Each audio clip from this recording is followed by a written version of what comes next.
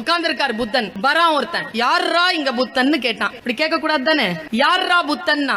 எல்லாருமே அப்படியே ஸ்டக் ஆயிட்டாங்க, ஸ்டன் ஆயிட்டாங்க. கேக்குறல்ல யாரா புத்தன்னா? ஆனந்தன் எந்திரிச்சான், உட்கார வச்சுட்டு புத்தர் சொன்னார், உட்கார்ப்பா நான் தான் அப்படின்னு எந்திரிச்சார். காரி மூஞ்சில துப்பிட்டாங்க, துப்பிட்டான். துப்பின உடனே எல்லாரும் எழுந்திருக்கிறாங்க அவன் அடிக்கிறதுக்கு. எல்லாரையும் அமர்த்திட்டு புத்தன் சொன்னான், தொடச்சுக்கிட்டு அப்புறம் அப்படின்னா அவன் மறுபடியும் காரி துப்ப தொடங்கினான். உடனே ஆனந்தன் சொன்னான், அவன் அடிக்காம வாட் நெக்ஸ்ட் நான் கேக்குறீங்க குருவே, அவன் எவ்வளவு அவமானப்படுத்துறான். அதுக்கு பதில் சொன்னார் பாருங்க புத்தன். புத்தன் சொன்னான், ஆனந்தா உட்கார். வந்தவனுக்கு புத்தன் யார் என்று தெரியாது, யாரா புத்தன் என்று கேட்டுதான் வந்தான்.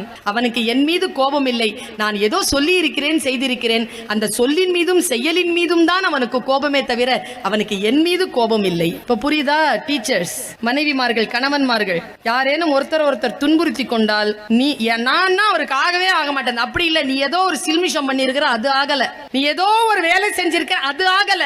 நீங்கள் ஏதோ குற்றம் செய்திருக்கிறீர்கள், அதுதான் உங்களுடைய தலைமை ஆசிரியருக்கும் உங்களுக்கும் பிரச்சனையை தவிர உங்களுக்கும் தலைமை ஆசிரியருக்கும் ஒன்றும் பிரச்சனை கிடையாது. இதை தெளிவுபடுத்திக்கிட்டோம்னா வாழ்க்கையில் தோல்வி கிடையாது.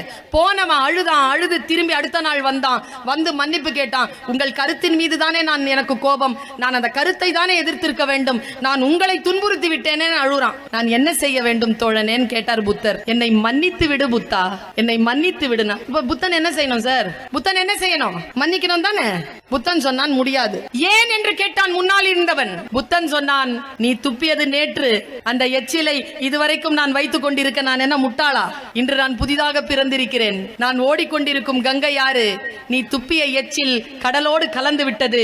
இதோ நான் புதிதாக ஓடிக்கொண்டிருக்கிறேன், இதுவும் கடந்து போகும் என்று சொன்னான். வருத்தங்களையும் ஆபாசங்களையும் வைத்துக் கொண்டு நாம் நாட்களை கழிக்காமல் அந்த வினாடியில் அதற்கான விஷயங்களை துறந்து அடுத்த விஷயத்திற்கு போய் ஃப்ரெஷ் ஆகிறது இருக்குல்ல, இப்படிப்பட்ட பெற்றோரை பார்த்து குழந்தை ஆளுமையுடன் வளர்கிறது.